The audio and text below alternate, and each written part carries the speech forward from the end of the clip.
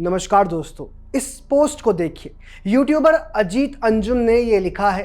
वे बिहार के बेगूसराय से हैं और इन दिनों बिहार में ही एसआईआर पर प्रोपेगेंडा करने के लिए घूम फिर रहे हैं। मैं उनकी पोस्ट को आपको पढ़कर सुनाता हूँ। बिहार में सड़कें बहुत अच्छी बन गई हैं और लगातार बन रही हैं। लंबा सफ़र पहले की तुलना में काफ़ी आसान हो गया है। एक वक्त था जब हम लोग सोचते थे कि हरियाणा पंजाब में इतनी अच्छी सड़कें हैं तो बिहार में क्यों नहीं हो सकती। मोदी राज में हाईवेज का काफ़ी बेहतर विस्तार हुआ है। ये महत्वपूर्ण इसीलिए है क्योंकि अजीत अंजुम खाटी मोदी विरोधी माने जाते हैं। वो मोदी सरकार के खिलाफ प्रोपेगेंडा करने में कभी पीछे दिखाई नहीं देते। इसके बाद भी वे ये कहने को मजबूर है कि बिहार की सड़कें बहुत अच्छी बन गई हैं। यही वो बात है जो पीएम नरेंद्र मोदी को दूसरे नेताओं से और उनकी सरकार को अब तक की सभी सरकारों से अलग करती है। मोदी सरकार का काम जमीन पर दिखता है। अब इस ब्रिज को देखिए। ये ओटा सिमरिया ब्रिज है जो मोकामा को बेगूसराय से जोड़ता है। पीएम मोदी ने इसका लोकार्पण कर दिया है। जैसा कि अलिखित नियम सा बन गया है कि पीएम जिस प्रोजेक्ट का शिलान्यास करते हैं उसका उद्घाटन भी वही करते हैं। तो इस ब्रिज का शिलान्यास भी पीएम मोदी ने ही किया था। आगे बढ़ते हैं। ओंटा सिमरिया ब्रिज के लोकार्पण के साथ ही पीएम मोदी ने कल यानी 22 अगस्त को बिहार को 13,000 करोड़ से ज़्यादा की सौगात भी दी है। कई परियोजनाओं का उन्होंने शिलान्यास किया तो कईयों का उद्घाटन किया। इस दौरान उन्होंने गया जी में एक विशाल रैली को भी संबोधित किया। पीएम की रैली में इतनी भीड़ थी जिसकी शहजादे और उनका इकोसिस्टम कभी कल्पना भी नहीं कर सकता। इतनी भीड़ कि सभा स्थल लोगों के लिए छोटा पड़ गया। ऐसे में बहुत से लोग रैली स्थल से बाहर स्क्रीन पर पीएम को सुनते हुए दिखाई दिए। आप कहेंगे कि हम इसे क्यों बता रहे हैं। देखिए, लगातार 10 साल तक सरकार में रहने के बाद किसी भी नेता के लिए ऐसी भीड़ जुटे तो इसका अर्थ यह है कि उसका जादू आज भी उतना ही है जितना 2014 में था। पीएम मोदी ने अपनी रैली की शुरुआत पीएम आवास योजना का जिक्र करने के साथ की। उन्होंने बताया कि कैसे लगातार गरीबों को इस योजना के तहत घर दिए जा रहे हैं। सिर्फ घर ही नहीं बल्कि बिजली, पानी, शौचालय और गैस कनेक्शन भी साथ में दिए जा रहे हैं। साथियों, मेरा एक बड़ा संकल्प है। जब तक हर जरूरतमंद को पक्का घर नहीं मिल जाता, मोदी चैन से नहीं बैठेगा। इसी सोच के साथ पिछले 11 साल में 4 करोड़ से अधिक गरीबों को पक्के घर बनाकर दे दिए गए। अकेले हमारे बिहार में 38 लाख से अधिक आवास बनाए गए। गया जिले में भी 2 लाख से अधिक परिवारों को अपना पक्का घर मिला है। और हमने सिर्फ घर यानी 4 दीवारें नहीं दी, बल्कि उन घरों के साथ गरीब को उसका स्वाभिमान दिया है। इन घरों में बिजली, पानी, शौचालय और गैस कनेक्शन की सुविधाएं दी है। दोस्तों, विचार कीजिए। गरीबों को आवास मिल रहा है, बिजली, पानी और गैस का कनेक्शन मिल रहा है, शौचालय मिल रहा है। आज से पहले कभी किसी सरकार ने आम लोगों के लिए इतने बड़े स्तर पर एक साथ इन सभी सुविधाओं को देने का क्या अभियान छेड़ा था? कभी भी नहीं। जी हां, कभी भी नहीं। इंदिरा आवास के नाम पर कांग्रेस क्या करती थी ये किसी से छिपा नहीं है। एक छोटा कमरा दे दिया जाता था, वो भी 10 जगह पैसे देने के बाद। आज स्थिति यह है कि आप एक बार अप्लाई करते हैं तो उसका पैसा सीधा आपके बैंक अकाउंट में आता है। 1 रुपया आपको कहीं नहीं देना पड़ता। आपका 1 रुपया कहीं नहीं जाता। जितना ऊपर से आएगा उतना ही आपको मिलेगा।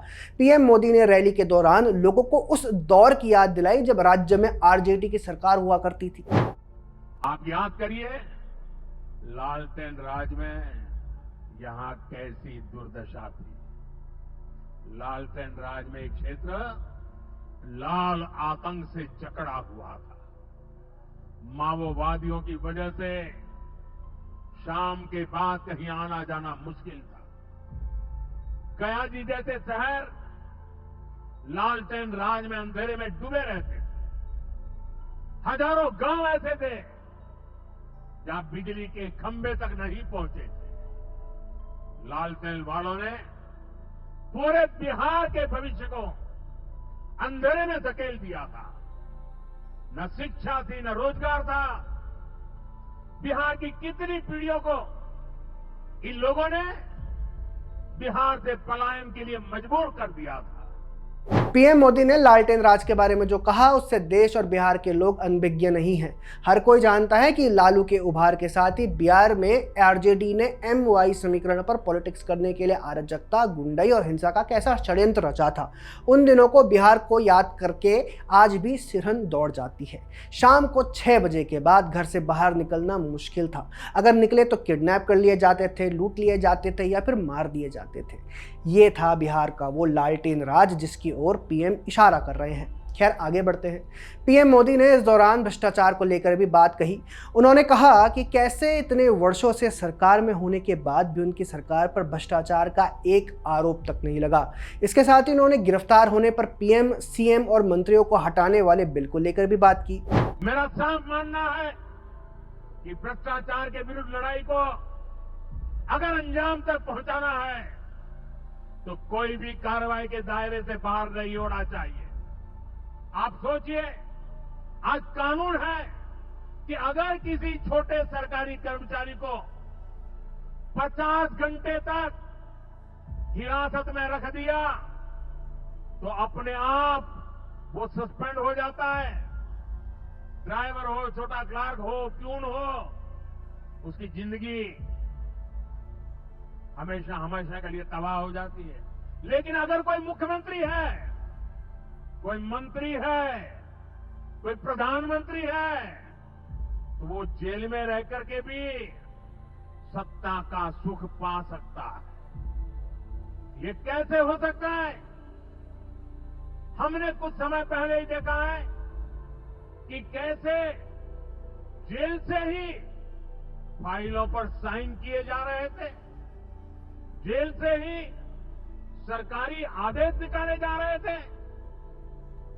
नेताओं का अगर यही रवैया रहेगा तो ऐसे भ्रष्टाचार के विरुद्ध लड़ाई कैसे लड़ी जा सकती है?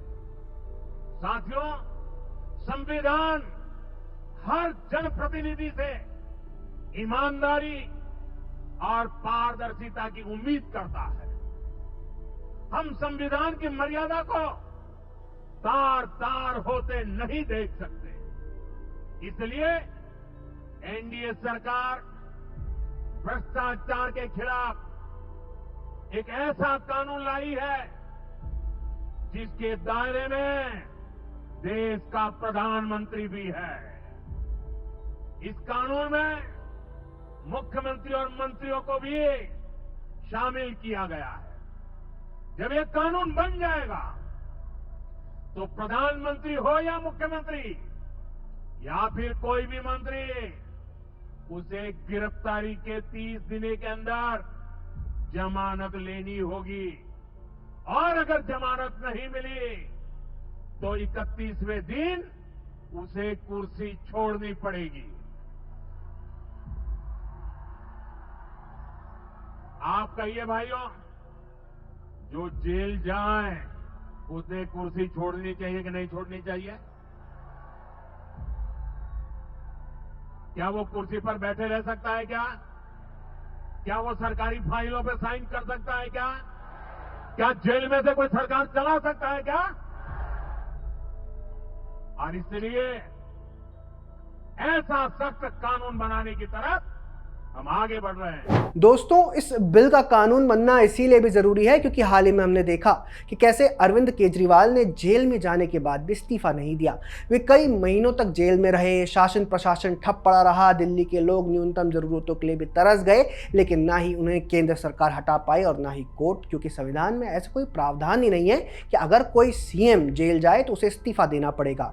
हो सकता है कि हमारे संविधान निर्माताओं ने यह सोचा ही ना हो कि केजरीवाल जैसे निर्लज्ज नेता भी राजनीति में आ सकते हैं, लेकिन अब चूंकि हमने देख लिया है तो ऐसे नेता हैं, इसीलिए कानून अनिवार्य हो जाता है।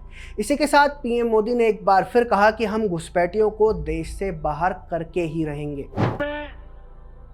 घुसपैठियों की बढ़ती संख्या चिंता का विषय है। बिहार के सीमावर्ती जिलों में तेजी से डेमोग्राफी बदल रही है। इसलिए एनडीए सरकार ने तय किया है कि देश का भविष्य घुसपैठियों को नहीं तय करने देंगे। घुसपैठियों को बिहार के युवाओं के रोजगार नहीं छीनने देंगे। जिन सुविधाओं पर भारतीय लोगों का अधिकार है, उस पर घुसपैठियों को डाका नहीं डालने देंगे। इस खतरे से निपटने के लिए मैंने डेमोग्राफी मिशन शुरू करने की बात कही है। बहुत जल्द ये मिशन अपना काम शुरू करेगा। हम हर घुसपैठियों को देश से पार करके ही रहे। जी हाँ दोस्तों, स्वतंत्रता दिवस के मौके पर पीएम मोदी ने लाल किले की प्राचीर से यही बात कही थी कि हम घुसपैठियों के खिलाफ कार्रवाई करेंगे, और बिहार से उन्होंने अपने संकल्प को एक बार फिर दोहराया है।